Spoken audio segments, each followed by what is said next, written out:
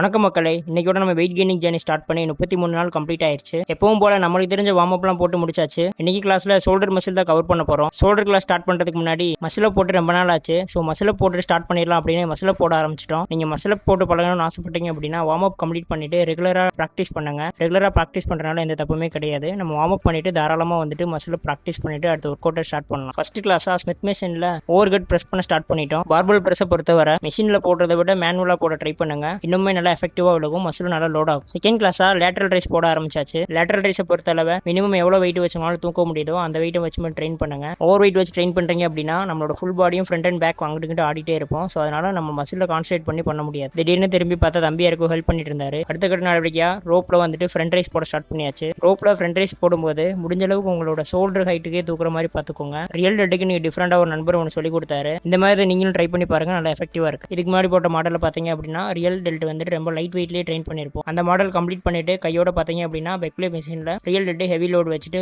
Train பண்ணணும். Okay மக்கள், இன்னைக்கோட class இதோட முடிச்சுக்கலாம். நம்ம வீடியோ யாராவது புதுசாக பார்க்குறீங்க அப்படின்னா ஃபாலோ பண்ணிக்கோங்க. அடுத்த வீடியோவில் பார்க்குற வரையும் டாடா பை.